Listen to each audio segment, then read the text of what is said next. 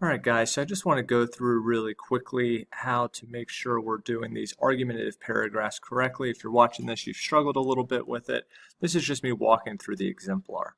All right, so we're going to look at document 3 first. Document 3 had this story about Francis West and 36 men. He went and traded for corn from the Native Americans. He killed some of them, but the big part of this comes down here where they recognized that the grain was not enough for them to last for the winter in Jamestown. So because of that, they are going to set sail back to to England and leave Jamestown abandoned.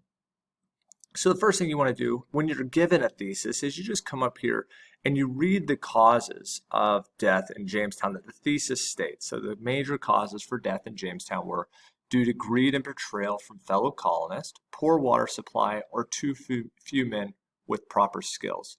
And then you have to figure out, of these three, which one do you think best fits the document? And so for this one, it's going to be greed and betrayal for fellow colonists. So then you would just write, this document explains how greed and betrayal led to death in Jamestown. Next, you need to introduce and summarize the document. So you come up here to the source line and you would just introduce that this is the author and it's from a book called The Virginia Adventure. So this is an excerpt from a book called The Virginia Adventure by the author.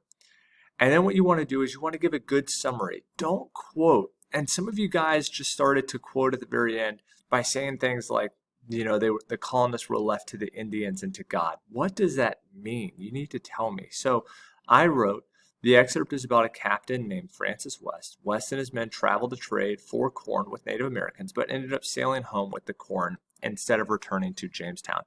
It tells the entire narrative of the story, but it's not bogged down in details. And then the final part is analysis, which is where we would take the information from the document, the summary, and explain how that led to death. So since these guys ended up sailing home with corn instead of returning it to Jamestown, how does that lead to death? This is obvious. It's starvation, right? So due to this betrayal of Francis West, they lost this source of food, meaning they lost the corn. This lack of food would have led to starvation of some of the settlers of Jamestown, and this is their source of death. I'm very direct. I'm very to the point. I'm not trying to be fancy with it. I'm just explaining how this would have led to their death. All right, document 4 really quickly. You see a chart right here. It's about rainfall. A lot of you guys got this correct. You understood this chart. It shows that there's a big drought. So because of that, it's poor water supply. Again, how do I know it's poor water supply? I only have 3 options: greed and betrayal, poor water supply, too few men with proper skills. So therefore, it's poor water supply. I explained that this is a chart of rainfall from 1560 to 1640. And that this chart is measuring tree rings, which I got up here.